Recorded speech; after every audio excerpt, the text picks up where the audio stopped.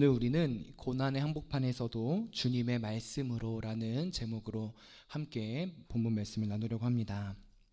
오늘 우리가 함께 읽은 이 시편 119편의 본문은 이 히브리어 알파벳 카프라는 자음으로 시작하는 본문입니다. 이 히브리어 알파벳이 총 22개가 있는데요. 그 중에 딱 정가운데인 정중앙인 11번째 단어로 시작되는 본문인 것입니다. 나아가 오늘 이 시편 119편은 우리가 읽은 이 카프라는 자음으로 시작되는 본문을 기준으로 두 부분으로 나눌 수 있기도 하는데요. 즉 1절부터 이 88절까지 오늘 본 마지막 절까지 일부로서 이 하나님의 말씀을 따르며 살아가는 자들이라는 한 가지 주제와 이제 이 이후 89절부터 176절까지는 이 2부로서 이 하나님의 말씀인 토라의 속성들이 무엇인지를 밝히 보여주고 있습니다. 그리고 이러한 모습을 볼 때 오늘 본문 말씀은 이 시편 119편의 이 중심부에 위치한 말씀이자 이 일부 마지막을 장식하고 있는 아주 중요한 말씀인 것을 우리는 확인할 수 있습니다. 다른 말로 오늘 본문을 우리가 쉽게 지나쳐서는 안 된다라는 사실을 오늘 이 본문의 이 알파벳을 통하여 알 수 있는 것이지요. 그렇다면 오늘 이 시인은 이 119편 81절부터 88절까지의 말씀을 통해 우리에게 어떤 이야기를 들려주고 싶어 했을까요? 나아가 어떤 주제를 가지고 우리에게 어떠한 사실을 부탁하고 싶었을까요? 그 부분에 대해 말씀을 한 구절 한 구절 보면서 알아보도록 하겠습니다. 오늘 시인의 고백을 보면 놀랍게도 한 절 한 절마다 이 공통되는 주제가 나타나는 것을 확인할 수 있습니다. 그것이 무엇일까요? 바로 이 시인의 앞에 나타난 고난의 삶이라는 문제입니다. 81절을 보십시오. 이렇게 말합니다. 나의 영혼이 주의 구원을 사모하기에 피곤하오나 여기서 이 피곤하다라는 단어는 이 단순히 힘이 없거나 지친 것을 의미하지 않습니다. 더욱이 이 잠을 못 자가지고 내가 오늘 하룻밤 못 잤네? 라는 그런 의미로서의 지침을 의미하지도 않습니다. 오히려 누군가로 인하여 나의 모든 삶이 실패하고 좌절되고 진멸 혹은 멸망당하여 이 파괴된 나의 모습과 상태를 의미합니다. 즉 극심한 고난 가운데 놓여 있는 이 시인의 모습을 이 피곤하다라는 단어를 통해 시인이 보여주고 있는 것입니다. 나아가 이 단어가 82절에서도 동일하게 나타나는데요. 82절을 보십시오. 이렇게 얘기합니다. 나의 말이 주께서 언제나 나를 안위하실까 하면서 내 눈이 주의 말씀을 바라기에 피곤하나이다. 82절의 말씀이 어떠합니까? 지금 시인은 자신의 고난의 상황이 너무나도 강력하여서 이 지금 자신의 눈으로 하나님을 바라볼 수조차 없을 상황에 놓여 있습니다 라고 지금 말하고 있는 것입니다. 그래서 이 말씀을 새번역 성경으로 보면 이 고난으로 인하여 나의 시력을 잃어버려서 하나님의 말씀을 볼 수 없을 정도가 되었다라고 말하기도 합니다. 이 고난 때문에 지금 이 신 앞에 놓여있는 이 상황과 환경 때문에 하나님 앞에 눈을 들 수 없는 조차까지도 나아간 시인의 모습이 나타난 것입니다. 더욱이 83절도 보십시오. 이렇게 이야기합니다. 시인은 지금 자신을 연기 속의 가죽 부대와 같다라고 이야기합니다. 이 연기 속의 가죽 부대가 무엇일까요? 이 말씀을 이해하기 위해서는 우리가 이 이스라엘 백성들의 삶을 이야기해야 되는데요. 이스라엘 백성들은 이 가죽 부대 안에 물과 포도주를 저장하여서 그것을 가지고 마시고 그것을 가지고 사람들에게 나누어 주곤 했습니다. 즉 가죽 부대란 이스라엘 백성들이 물이나 포도주를 담는 부대였던 것이지요. 그리고 이 가죽 부대를 고대 이스라엘 백성들은 이 처마 밑에 매달아 두었습니다. 거기다가 매달아 두고 필요할 때 썼던 것이지요. 그런데 그곳에 오래 두면 이 부엌에 생기는 연기로 인하여서 이 가죽 부대가 이 연기로 말미암아 그을리거나 금이 생기게 되었습니다. 그리고 이제 이 금이 생기고 그을린 가죽 부대는 더 이상 이 가죽 부대로서의 역할을 감당하지 못하게 됩니다. 그리고 시인은 지금 그런 가죽 부대와 같은 모습이 나와 같다라고 이 83절에서 이야기하고 있는 것입니다.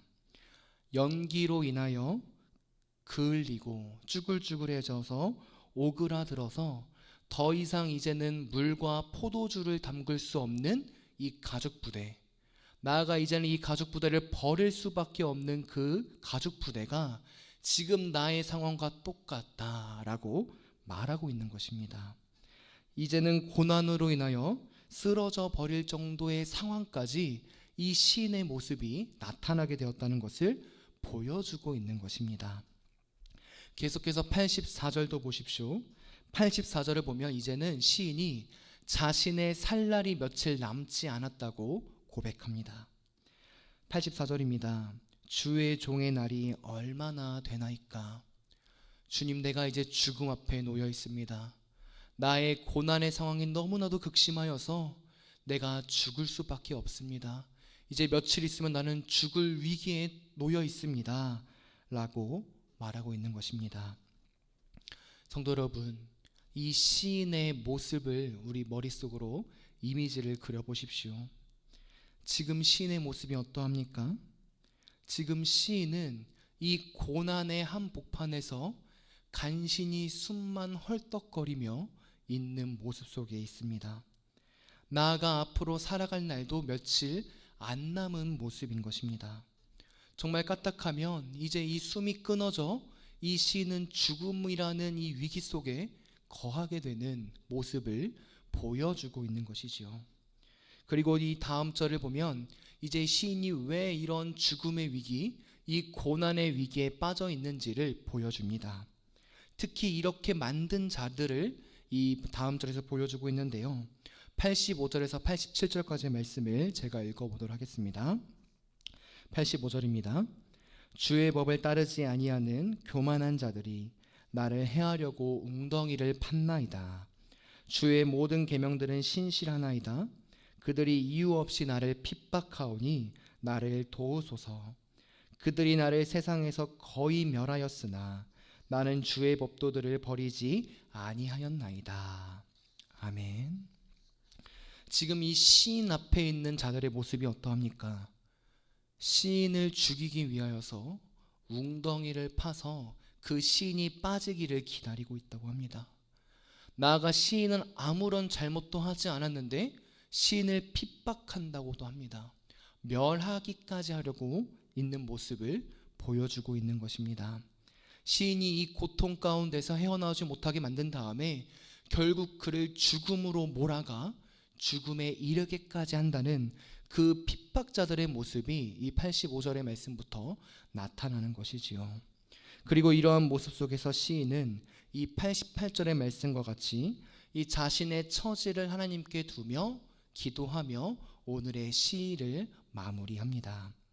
주님, 나의 상황은 고난 가운데 있습니다. 그러나 주의 인자하심, 언약적인 자비와 사랑으로 나를 구원하여 주시옵소서라고 말하며 오늘의 시를 마무리합니다. 사랑하는 성도 여러분, 오늘 이 본문에 나타난 시인의 모습이 어떠합니까? 지금 이 시인은 자신의 삶 속에서 가장 큰 고난과 고통 가운데 놓여 있습니다. 특히 자신의 이 삶 한복판에서 이유도 없는 고난과 이 절망의 순간을 걸어가고 있다는 것을 우리는 이 시의 문맥과 이 시를 통해 확인할 수 있는 것이지요. 분명 시인은 하나님의 자녀입니다. 여호와 하나님을 신실하게 믿습니다. 그런데 지금 그의 삶은 최악의 삶을 걸어가고 있는 것입니다. 그리고 안타깝게도 이러한 모습은 이 시인뿐만이 아니라 우리의 삶 속에서도 나타나는 것을 확인할 수 있습니다. 성도이자 하나님의 자녀인 우리의 삶 속에서도 이 고난의 삶이 너무나도 많다는 것입니다. 우리의 삶을 보십시오. 성도이고 하나님의 자녀이지만 얼마나 많은 이 육신의 아픔과 이 정신의 고통과 이 아픔 속에서 걸어가고 있습니까? 얼마나 많은 이 사람들과의 만남 속에서 이 고난 가운데 있습니까? 나가 얼마나 많은 이 가족 간의 만남, 가족 간의 문제 속에서 이 고난의 길을 걸어가고 있습니까? 더욱이 그것뿐만입니까? 우리의 사업과 일터를 보십시오. 정말 우리의 일터가 예수 그리스도를 바르게 믿을 수 있는 일터입니까? 나아가 그리스도의 향기를 드러낼 수 있는 그러한 장소입니까? 아닙니다. 오히려 그리스도의 향기를 드러내면 너 왜 그렇게 특별하게 굴어? 라고 말하며 무시하는 시대가 지금 현 시대입니다. 더욱이 우리 아이들은 어떠할까요? 이 교육부서의 아이들은 어떠할까요? 학교와 학업의 문제, 나아가 이 취업의 문제 가운데서 이 말씀을 읽는 것보다는 공부를 1시간 더 하는 것이 중요한 시대가 되어버렸습니다. 이 하나님의 사명을 감당하기 위하여 수능을 보고 대학을 가는 것이 아니라 이 시대 속에서 살아남기 위해 수능을 준비해야 되는 고난 가운데 있습니다. 나아가 이 주일 예배를 사모하며 이 주일 예배를 온전히 드릴 수 있는 이런 시대가 아니라 그것을 주일 예배를 포기하고 취업을 준비해야 되고요. 주일 예배를 포기하고 직장에 가야 되는 이러한 고난과 시련 가운데 있습니다. 나아가 더 마음 아픈 것은 우리의 자녀들이 이러한 시대의 고난 속에서 이 아무런 고민 없이 이러한 모습이 마땅하다고 여겨지며 걸어가고 있다는 것입니다. 얼마나 우리 삶에 이 교묘하게 고난이 얼마나 많은지를 이렇게 우리 시대 속에서 보여주고 있지 않습니까? 더불어 교회 안에서는 어떠합니까? 교회 안에는 어려움, 고난이 없을까요? 아닙니다. 교회 안에도 어려움과 고난이 있습니다. 성도들 간의 문제가 있을 수 있고요. 이 시간에서도 있을 수 있고요. 나아가 오늘 우리는 이 성전 건축을 위한 기도회로 모였는데요. 이 성전 건축을 준비하면서도 우리는 고난 가운데 있을 수 있습니다. 나아가 앞으로 펼쳐질 모든 이 성전 건축 가운데 어떠한 고난이 우리 앞에 펼쳐질지 아무도 모릅니다. 이처럼 우리는 고난이라는 이 삶 가운데서 살아가는 존재인 것입니다. 설령 누군가는 이렇게 말할 수도 있을 것입니다. 강도사님, 나는 행복합니다. 나의 삶에는 행복만이 가득합니다. 맞습니다. 하나님의 자녀이기 때문에 우리 삶에 행복도 있습니다. 그러나 이 땅에 살아가는 하나님의 자녀의 삶에는 행복뿐만이 아니라 고난도 있다는 것을 우리는 오늘 본문의 말씀을 통해 확인할 수 있습니다. 그렇다면 이러한 고난은 우리에게 왜 찾아오는 것일까요? 왜 우리에게 행복만이 아니라 이러한 고난이 우리에게 주어지는 것일까요? 오늘 본문을 보면 이 질문에 대한 대답을 한 가지 힌트를 얻을 수 있는 구절이 있는데요. 85절입니다. 85절을 보면 이렇게 이야기합니다. 주의 법을 따르지 아니하는 교만한 자들. 무슨 말입니까? 왜 우리 삶 가운데 고난이 있습니까? 왜 우리 삶은 고난의 삶이라고 이야기할 수 있습니까? 바로 그것은 하나님의 말씀을 알지 못하는 자들이 있기 때문입니다. 조금 더 정확하게 표현하자면 이 하나님의 말씀을 어기고 이 세상의 주권자가 되었던 원수 마귀가 이 하나님의 자녀인 우리를 가만두지 않는 것입니다. 더욱이 우리를 무너뜨리기 위하여서 시시때때로 보고 있다가 하나님을 믿지 않는 자들을 통하여 우리를 계속해서 건드리고 있는 것입니다. 그래서 결국에는 우리를 속이고 하나님을 떠나도록 만드는 그 목적을 갖고 원수마귀 사탄이 우리를 공격하고 있는 것이지요. 나아가 둘째로 우리는 우리의 죄로 인하여서 고난을 받기도 합니다. 우리 안에 있는 죄가 점점점 커져서 돌이킬 수 없는 상황까지 나아가 그 상황 속에서 고난을 마주치게 되는 이런 문제도 있을 수 있다는 것입니다. 그리고 마지막으로 하나님께서 우리에게 고난을 주시기도 합니다. 엄밀히 말하자면 하나님께서 주시는 고난은 고난이 아닙니다. 아브라함에게 주셨듯이 테스트 시험입니다. 즉 이렇듯 우리에게는 이 세 가지 원인을 갖고 고난이 우리에게 주어집니다. 그런데 오늘 말씀을 살펴보면 오늘 시인에게 주어졌던 고난은 이 첫 번째 모습에 나타난 고난의 모습입니다. 원수 사탄, 나아가 그 마귀가 이 우리의 삶과 환경을 보면서 이 아이들이, 이 시인이 하나님의 말씀에 따라가자 그 말씀을 따르지 못하게끔 하기 위하여 하나님을 믿지 않는 자들로 하여금 이 시인을 계속해서 공격하고 고난을 주고 있는 것입니다. 그리고 이러한 고난, 더불어 우리가 앞서 살펴보았던 모든 고난의 종류는 아마 주님 오실 때까지, 그분이 다시 재림하실 때까지, 나아가서 그분이 재림하셔서 이 구원을 완성시키실 때까지 항상 있을 것입니다. 그러면 이러한 고난 상황 속에서 우리는 어떠한 자세를 가져야 할까요? 이 끝나지 않는 고난, 우리 앞에 놓여진 고난, 나아가 앞으로 마주하게 될 이 고난 속에서 신자이자 성도이자 하나님의 자녀인 우리는 어떤 모습으로 나아가야 할까요? 이 모습 역시 오늘 시인이 이야기해주고 있습니다. 이 고난 가운데 좌절하고 슬퍼하고 쓰러지는 것이 아니라 이 시인은 한 가지 사실을 붙잡고 나아갔습니다. 그것이 무엇일까요? 바로 주의 말씀입니다. 주의 율례이자 주의 법도입니다.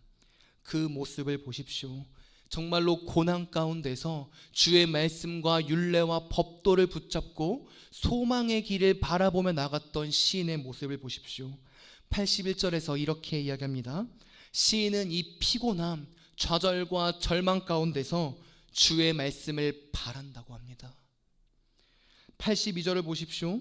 피곤하여 자신의 앞에 아무것도 보이지 않는 이 상황 속에서 그럼에도 불구하고 시인은 눈을 들어 주의 말씀을 바라본다고 합니다. 83절도 보십시오. 이 연기 속의 가죽 부대와 같은 상황 속에서 그런 자신의 모습 속에서도 자신은 주의 율례들을 잊지 않겠다고 약속합니다. 86절을 보십시오. 86절을 보면 주의 계명은 신실하다. 그 계명은 신실하기에 변치 않기에 나를 반드시 이끌어 주실 것입니다.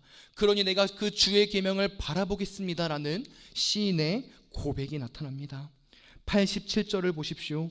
세상이 나를 죽이고 이 핍박하는 자들이, 이 원수 마귀가 나를 못살게 굴어도 나는 주의 법도를 버리지 않고 그 길을 걸어가겠습니다 라고 이야기합니다. 성도 여러분, 시인의 위대함이 보이십니까? 지금 이 고난 가운데 있는 시인은 이 고난의 한복판에서도 이 고난을 바라보지 않습니다. 고난 가운데서 좌절하지도 않습니다. 이 고난의 늪에 빠져 허우적거리지도 않습니다. 오히려 그는 모든 상황 속에서 하나님의 말씀 앞에 서 있으려고 합니다. 오직 그분의 말씀을 바라보는 것입니다. 그리고 그 길이 유일한 소망인 것을 깨닫습니다. 그래서 88절에서 이렇게 고백하는 것입니다. 주의 인자하심으로, 변치 않는 약속, 당신의 그 하나님의 말씀으로 나를 살려주시옵소서.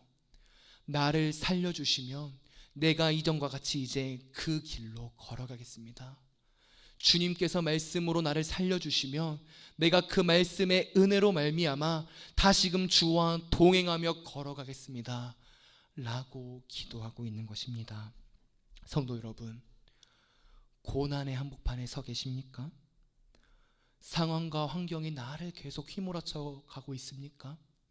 하나님의 자녀로서, 성도로서 살아가고 싶은데 그러지 못하는 상황과 환경이 나를 지배하고 있습니까?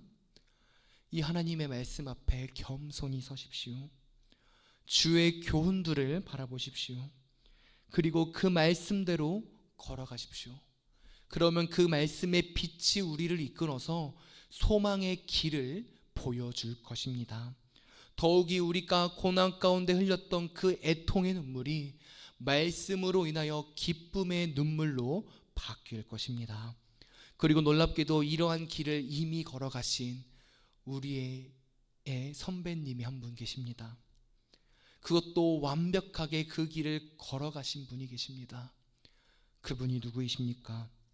바로 우리 예수 그리스도이십니다. 그분은 고난과 고통 속에서 묵묵히 하나님의 말씀에 순종하셨습니다. 예수님의 모습을 한번 생각해 보십시오. 우리 예수님은 그 어떤 세상보다도 가장 높고 위대하시고 영광스러운 분이셨습니다. 나아가 그분은 성부 하나님의 아드님이셨습니다. 그리고 그 아드님이신 예수님께서는 이 삼위일체 하나님의 그 구속의 협약 가운데 성육신하기로 작정하셨습니다. 영광스러운 그분께서 사람으로 오시겠다고 작정하셨습니다. 계획하신 것입니다. 그리고 그 계획을 어떻게 하십니까? 2000년 전에 이 땅에 오심으로 이루십니다. 하늘의 영광 다 버리시고 낮고 낮은 이 땅에 오셔서 하나님의 말씀을 이루신 것입니다. 나아가 그것뿐만입니까? 하나님이시자 성부 하나님의 아드님이신 예수님께서는 이 사탄의 유혹의 고난도 받으셨습니다. 이 공생애를 시작하기 앞서 사탄의 시험을 받으신 것입니다. 돌을 떡으로 만들어 먹어라. 저 높은 성전에서 뛰어내려라. 저 산에서 나에게 절해라. 그럼 내가 이 모든 것을 주겠다. 라는 이 사탄의 시험 속에서 우리 예수님께서는 어떻게 하셨습니까? 말씀으로 이기셨습니다. 나아가 공생의 시절은 어떠하셨습니까? 고난의 연속이셨습니다. 그분은 제대로 주무실 곳도 없으셨습니다. 쉴 곳도 없으셨습니다. 나그네처럼 살아가셨습니다. 더욱이 그것뿐만입니까? 십자가에 오르시기까지 그분은 많은 고통과 고난을 당하셨습니다. 왜 이런 일을 당하셨을까요? 이유는 간단합니다. 성부 하나님의 말씀, 그 삼위일체 하나님의 구속의 협약의 말씀에 따라 이 구속하심을 이루기 위하여서 그 말씀에 따라 한 걸음 한 걸음 걸어가신 것입니다. 그리고 그 말씀의 순종의 피날레인 이 십자가의 죽으심을 통하여 우리 예수님께서는 이 하나님의 말씀에 온전히 순종하셨습니다. 단 하나도 어기지 않으시고 하나님의 말씀에 순종하며 걸어가신 것입니다. 그리고 이제 그분께서는 저 보좌 우편에서 우리를 보고 계십니다. 특히 고난 가운데 말씀에 순종하며 걸어가고 있는 우리, 그분의 길을 똑같이 걸어가고 있는 우리를 보시면서 우리와 함께 하시기를 원하십니다. 고난 가운데 있는 우리를 포기하지 않으시고 저 보좌 우편에서 선지자로서, 제사장으로서, 왕으로서 우리와 함께 하시고 계신 것입니다. 그리고 말씀대로 이 땅에 다시 오셔서 우리에게 완전한 구원을 이루셔서 아무런 고난도 없는 완벽한 은혜만 나타나는 그 날로 우리를 이끄실 것입니다. 성도 여러분, 정말로 고난 가운데 걸어가 계십니까? 이 세상 풍조가 거룩한 성도, 거룩한 자녀로 살아가게 만들지 않게 보여주고 있습니까? 그 질문과 그 삶 가운데 우리의 답은 딱 한 가지입니다. 오늘 시인처럼 주의 말씀을 바라보십시오. 나아가 말씀 자체이시고 그 말씀을 온전히 순종하신 예수 그리스도를 바라보십시오. 그러면 그 말씀이신 예수님께서 우리의 고난의 길 가운데 참된 위로자가 되어주실 것입니다. 우리가 눈물을 흘리며 그 길을 걸어갈 때 우리의 위로자 되신 예수 그리스도께서 우리의 눈물을 닦아주시고 그 길을 걸어갈 수 있도록 하실 것입니다. 우리의 눈으로는 그 상황과 환경이 변하지 않는 것처럼 보여도 그 길을 담대히 걸어갈 수 있는 힘을 우리의 위로자 되신 예수 그리스도께서 주실 것입니다. 더욱이 오늘 우리는 성전 건축을 위한 기도회로 모였습니다. 우리 교회를 위해